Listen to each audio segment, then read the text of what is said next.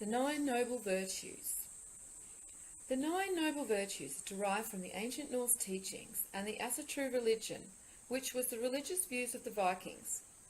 The main book that these virtues are taken from is called the Havamal. The Havamal contains a lot of wisdom and also gives insight into the culture and values of the Vikings. The 9 Noble Virtues fit perfectly into the warrior lifestyle, as one would expect, since they originated from a warrior culture. These virtues coincide with the virtues of warrior cultures throughout the world, and once again proves that true character and honour is universal. Now let's delve into the virtues of the Vikings. Courage. The 9 Noble Virtues start with courage. This is very appropriate because without courage you cannot live up to your code of honour for very long. The word courage comes from the Latin word heart. It takes courage to stand for your beliefs and live according to your own code of ethics. The Vikings were known for their courage and bravery in battle, but courage applies to more than simply being brave in battle. Courage actually applies to every part of your life. It takes courage to do what you know is right, especially when those around you disagree with your point of view. In our politically correct society, courage is more important than ever. Your personal values may be challenged on a daily basis. Standing for what you believe in can take a lot of courage. You must have enough conviction in your beliefs to stand for what you believe and live your life by your own code. This does not mean that you act in rash and tactless ways. There is a difference in being courageous and in being stupid. Having the courage to live by your own code of honour, but do it with wisdom and discretion. Truth. You should have enough confidence in your beliefs and your actions to be truthful. Truth is simply being honest about what you believe or know to be true and right. Simply put, don't lie. This sounds very straightforward, but lying has become so commonplace that it is almost expected in today's world. It shouldn't be this way for the true warrior. Lying, in most cases, is an act of cowardice. Live according to what you believe in your heart to be right, and you will have no reason to lie about your actions. If you do not think an action is right, don't do it. If something is not true, don't say it. Whenever I write or teach this concept, I inevitably have people argue that no one truly knows truth, or that truth depends on someone's point of view. While it is true that different people see things differently, and thus perceive the truth in different ways, that should not affect you. You live by your truth as best you can. Respect other people's right to believe what they want, but live according to your truth as you perceive it in your life. The main thing to consider where truth is concerned is to always be truthful with yourself. Do not deceive yourself any more than you would deceive someone else. The true warrior must make truth a part of his or her life. But as with courage, it is important to remember that you must do so in the right way. There is a right way and a wrong way to do everything. Sometimes lying is the right thing to do. The Vikings permitted lying if you were being lied to. The true warrior understands that honour is not black or white. Every action must be evaluated by whether or not it is right, and it originates from pure intentions. Honour. Without honour, there can be no true warrior, or true human being as far as that goes. As I just said, honour is not a black and white character trait. It is hard to define. One could define honour as your internal integrity or dignity. Many people wrongfully think that their honour is simply to do with their reputation, but that is not true. It is the warrior who determines his or her honour. Your reputation is determined by other people's thoughts, for the most part. You determine your own honour, or lack of honour, by staying true to your own beliefs and living according to your own code of honour. Your personal honour is determined internally by your own commitment to live up to your predetermined ethics. It is your intentions and your actions which determine your honour, not what someone else thinks. The true warrior who lives by a code of honour will have very few regrets in life, because he will know that he has done the best that he can to live a life with honour and truth and purity of intentions. Fidelity. The word fidelity simply means being faithful. There are many things that you can be faithful to, not all of them honourable. Fidelity, as used in the 9 Noble Virtues, refers to being faithful or loyal to God, to yourself and your beliefs, to your family and to your friends. The warrior will defend his family and friends no matter what the cost, because of his dedication to his virtue. Being loyal and faithful to those that the warrior loves is non-negotiable. The Vikings knew this. If someone murdered a Viking's family, he or she would have an obligation to seek vengeance and put things right. This is not the same as seeking revenge. There is a difference in revenge and in fulfilling an obligation to your loved ones.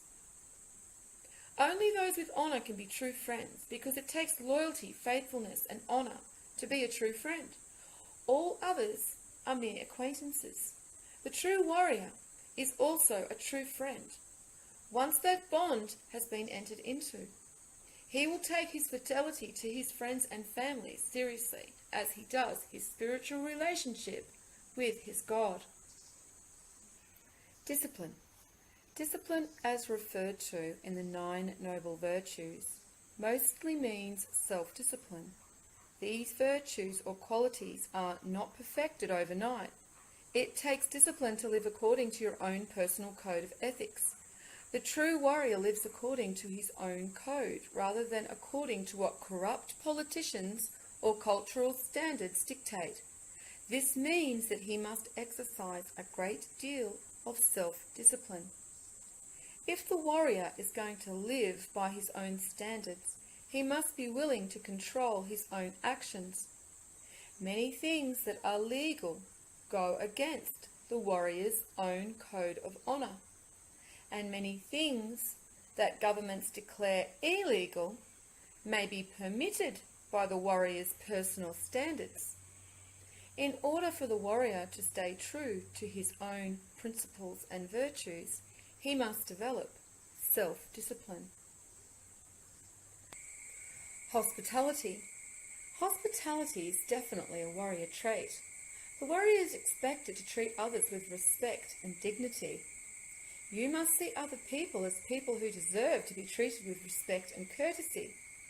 The Vikings believed that sometimes the gods would visit people in human form, and that in being disrespectful to strangers, they could also be disrespecting the gods. The Bible also states a similar belief, stating that many people have entertained angels unknowingly when they have entertained strangers. Whether or not angels or gods visit people in the form of strangers is irrelevant. What matters is that you treat everyone with respect and courtesy. The warrior does this because it is part of his own code of ethics. You should treat others with hospitality, not because they deserve it, but because that is how you behave towards other people. It has to do with your own principles. What others deserve has nothing to do with it. Industriousness. Industriousness simply means the willingness to work hard at whatever you do. If something is worth doing, do it well. Do it with pride and do it to the best of your ability. The Vikings looked down on those who were lazy and felt that their gods looked down on those who were lazy also. The warrior has to work hard and smart to take care of his family. This doesn't just apply to your vocation, but everything you do, your entire way of life. The true warrior is a person of excellence. He or she will do everything with care and detail. Mediocre acts are not acceptable. Warriors set high expectations for themselves in everything they do, and they refuse to lower their standards in their work or their personal beliefs. Self-reliance. Warriors are by nature independent beings. This doesn't mean that the warrior doesn't like other people or enjoying being around other people, but rather that he strives to ensure that he doesn't have to depend on others for his survival. The warrior is responsible for taking care of himself and his family. This is his first and foremost duty in life. He is never comfortable if his family's welfare depends on something outside of his own control. Being dependent on someone else for your own needs puts you in a dangerous position. Such a position can make it very hard on the warrior, as he may be put into a position to choose between his standards and principles or his job. For this reason, it is best to strive to be as independent of outside influences as possible. This is hard to do in today's world. Being frugal and financially stable is an important part of being self-reliant.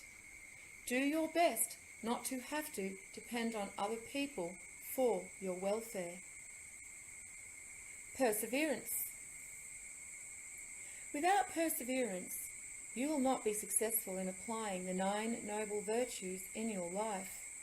No one is perfect, and you will make mistakes.